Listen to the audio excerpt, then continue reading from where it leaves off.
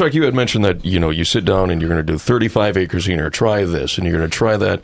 What has failed for you? Is anything, what didn't quite work in your experimentation? You want to talk about that alfalfa that you tried to do with Pheasants Forever? Oh, there is a story. Sure. There is a story. There are downfalls. Tell us more. Well, a number of years ago, I did put Brad Cobb, actually, from Pheasants Forever. He was president at that time. They wanted to try some yellow flowering alfalfa, which was something new, and they were looking for a producer to try it. And I said, sure, I'll be a guinea pig. I'll try this out. The advantage of this yellow flower, you can harvest it later. The longer you can leave it grow, the better for a nesting bird. So that was cool. That's great. And it was supposed to create a lot of tonnage per acre. Even if you harvest a little bit later, and the feed quality and stuff was supposed to be pretty good. So Chuck, you want to try this stuff? So I left it out there. I did put it in. I left it out there for about 2 or 3 years. I got one crop off a year. Wasn't a very good crop. But the good part of it is, I guess one day when Dennis and I and Fred Bankston and a guy from up in North Dakota, from Bismarck, North Dakota, came out, and we came walking by, and Fred Bankston, who works for the DNR, he walks by this one meadow of mine, and he goes, "Wow, would that make a wonderful wetland?" Lo and behold, now it's a wetland. So the yellow flowering alfalfa did do something. Well, it comes down to cost and being a cost effective to you. And how do you when you do something like that and it doesn't quite succeed, you kind of lose something with cost online, right? It kind of hurts your bottom line, doesn't it? Yeah, but overall, any program that I've done in conservation, I should say most any program, that one definitely failed. But majority of them do really, really well. And they do enhance your operation. They enhance water quality. And those are very, very, very important. And I think that's what you have to look at more than anything else. And they are profitable. They really are. Mm-hmm. And, that's the role of a land-grant university, like the University of Minnesota, is they're supposed to identify systems that farmers can implement on their farm that will minimize any risk that the farmer needs to take. And that's one of the great things about land-grant universities.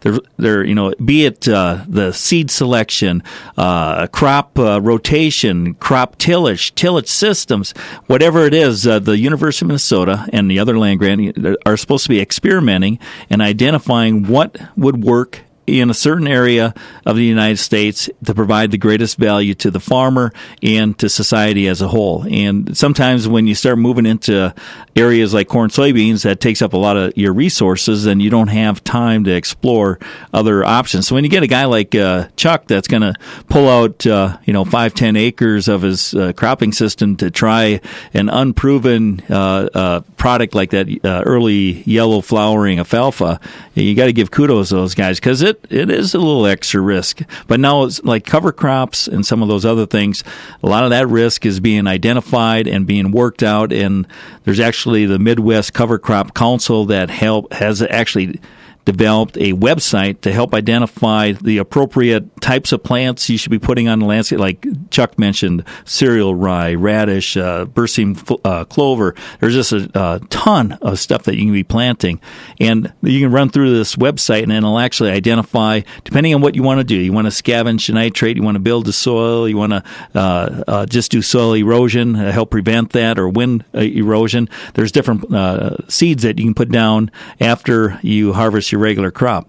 Now, we should talk a little bit about all these preventive planted acres out there that are not going to get planted, and what are we going to be doing there? I know Dave covered a little bit of that on a Saturday radio show, and maybe you want to just summarize before we wrap up here some of the things that farmers can do to.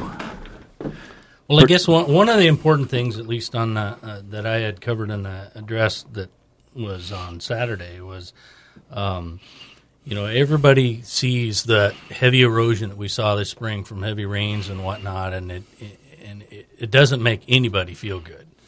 But rather than going on a Band-Aid approach, we'd really like to encourage folks to be looking at going through the conservation planning process. We need to find out why those things are happening. Yes, we had 1,000-year storm event kind of stuff.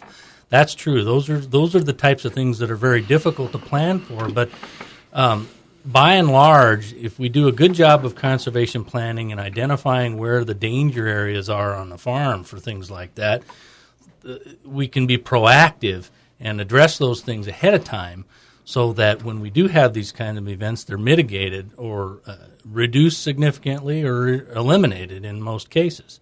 A 1,000-year storm is not supposed to happen very often. So, frankly, we shouldn't see them that much. But there's plenty of other types of storms, and if we can handle that kind of stuff, then it keeps that soil in place where it can do what it's supposed to do, producing food and fiber, et cetera, and income for the farm. Mm-hmm.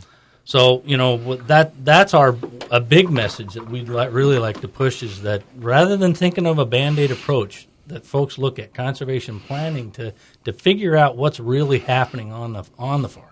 You saw a gully. Well, why did that gully happen? You can't just say it rained. The gullies has to start somewhere. And usually the treatment on those things is to go up a lot farther up the gully and try to address it at the top, not at the bottom. So conservation planning is extremely important, and we would encourage anybody that has had erosion events this year that's very concerned about their farm to contact us in the office. We've got plenty of our staff that can help out, identify what's going on. And once you've got that stuff figured out, what's happening, where, and why, then we can start looking at the financial assistance that might be available to help address it. So, and we haven't said it yet, our phone number at our office, 320-251-7800, extension 3. And we do have plenty of folks that can help. Chuck, with the Minnesota Agricultural Water Quality Certification Program now, you're certified, you've got, 10 years of time to perfect it. How do they check up on you, or are you on your own, or how do you maintain that certification and keep it going? There is a checkup to make sure that you stay in compliance. Every year I'll go down to the office and kind of tell them my crop rotation, make sure that everything's still on board, and kind of what I'm going to be doing for the upcoming year, and where I'm going to put cover crops in, how I'm going to do it, when, and all this type of thing. But it's really pretty minimal. It's something that's pretty easily taken care of. So in other words, they probably trust that you already know what's going on, and they don't have to be at your back all the time. And they take aerial full photos all the time of people's farms. I mean, it's pretty easy to figure out what people are actually doing out there. Mm-hmm. So, all right. Do we got just a couple minutes? We've got time. Oh, goody. I got something I want to share. Dennis. All right. I just wanted to share with the listeners, we got a big event coming up here in about a month. On Saturday, August 2nd, we got Take a Day Off Outdoor Family Fun on the Mississippi River. And we've got a lot of people that are coordinating this effort right now. But please put it on your calendar. This is going to be at the Stearns County Mississippi River Park, just north of Sartell, south of Rice. And they've got a great day of activities for folks that have been on the river or would like to see the river. This is just a fantastic resource that we've got right in our backyard. And it wasn't, 10 years ago I got out there for the first time, and it's like, oh my gosh, this is awesome. Having the Mississippi River, and it's just so natural, just beautiful, and it's a great fishery, a great place to go water skiing, canoeing, and we're going to have some pontoons out there and some other activities for folks to explore. And if you can, join us. It starts at 10 in the morning, and we'll go until the afternoon, and that's on Saturday, August 2nd. It's the same weekend as the Stearns County Fair, but you can do both. You can hit the Take a Day Off and the Stearns County Fair and enjoy both. So get that on your calendar as a to-do item. Take a day off on the Mississippi River on Saturday, August 2nd. Please provide us with your contact information once more for us. Okay, the phone number is 320-251-7800, and we're at extension 3. And if you want to check out our website, we got a lot of great stuff on there. That's www.stearnscountyswcd.net. That's all there is to it. That's all there is to it. They can get a hold of Chuck there, too? Yep. Chuck's contact information is there, and or you can just Google us. We don't mind getting Googled.